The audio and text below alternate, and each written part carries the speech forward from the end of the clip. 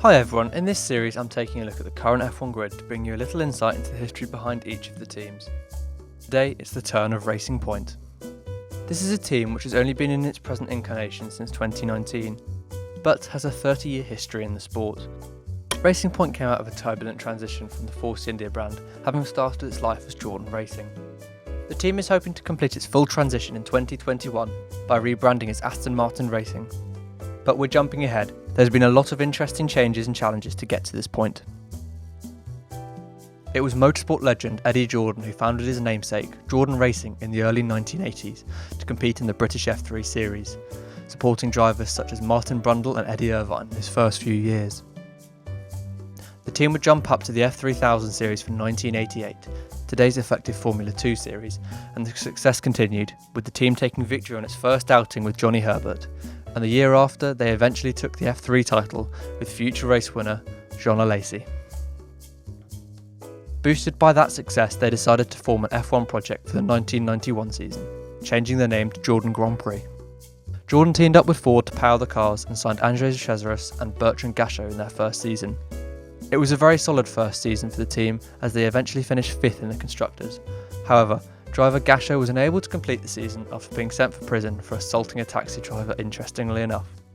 Instead, the team was paid by Mercedes to put their new young driver, a certain Michael Schumacher, into the car for the Belgium Grand Prix. That's an interesting one for another day. 1992 was a difficult year. The team struggled, only managing to score a single point in the last round of the season. And so in 1993 they made the switch to Hart engines. They signed rookie Rubens Barrichello along with 5 other drivers that he partnered throughout the season. Barrichello returned in 1994 along with teammate for the end of the 1993 season Eddie Irvine, and at the Pacific Grand Prix Barrichello scored the team's first ever podium. It was part of a successful run as the solid results continued and the team again finished 5th place in the Constructors that year. For 1995 the team did another engine switch, this time to Peugeot. Their results however stayed at similar levels, but the team would secure their first double podium finish at the Canadian Grand Prix. However, they ultimately finished 6th in the Constructors, down from last year. 1996 and 97 saw Jordan Grand Prix reach the top 5, finishing 5th in both seasons. The following year saw them sign 1996 world champion Damon Hill, while also making the switch to Mugen Honda. They were struck with reliability issues throughout the majority of the season, but slowly improved towards the back end of the year, when Hill took the team's maiden victory at the chaotic Belgium Grand Prix. Behind him, his teammate Ralf Schumacher finished a solid 2nd, and these results would gift the team a 4th place Constructors finish, their best so far. Things got better for 1999, with Frentzen scoring 2 victories for the team and making a solid push for the driver's title, unfortunately coming just short. The team managed to finish in 3rd in the Constructors, and this was the team's best ever season. Unfortunately, the good luck ran out and it wasn't to continue. The 2000 season would be a nightmare for Jordan, with the team slipping back down to 6th in the Constructors.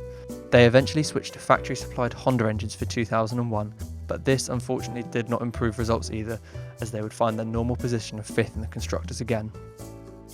Due to lowered sponsor money, Jordan Grand Prix began slipping down the grid, eventually losing their Honda factory deal for 2003 and having to make a return to the Ford Cosworth engines. It led to them unfortunately only finishing 9th in front of Minardi in the championship, and the team would take their final victory that year at the rain-soaked Brazilian Grand Prix. Money was Jordan Grand Prix's downfall, and they struggled financially in 2004. The results just got worse for the team, and again they only finished ahead of Minardi in the championship. In 2005, Jordan sold the team to the Midland Group for just $60 million. His name was retained on the cars for 2005, but many were sceptical about Midland's long-term plan for the team, with rumours circulating of a sale midway through the season. They'd grabbed their final podium under the Jordan name in the controversial 2005 US Grand Prix. 2006 saw the formal rebrand as Midland F1 Racing, but changing their name didn't change their fortunes, and the team only finished ahead of Super Aguri. That year brought more uncertainty as the rumours eventually proved true and the team was sold for $106 million to form Spiker F1. The team's results slacked even more as they continued to finish last, only scoring a single point. And the upset continued, with Spiker F1 putting the team up for sale due to its split with its parent company in 2007, leaving the team's future at risk. Vijay Mallya bought the team in 2008 and rebranded it Force India. With the injection of funding, the results at least were able to start improving as they slowly rose back up the constructors, finishing 6th and 7th between 2010 and 2014.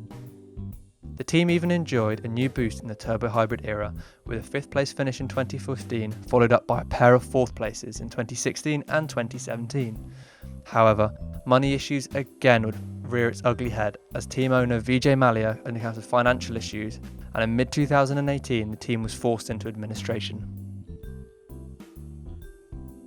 So we're almost finally back at where the team is in 2020. After the team fell into administration, they were saved by a Lawrence Stroll-backed consortium and rebranded Racing Point from 2019 onwards. The team has enjoyed a large financial boost from its new owners and construction started on its new factory. The Racing Point brand is seen as a stepping stone for the team as the new owners slowly rebuild it before its planned 2021 reincarnation as Aston Martin Racing.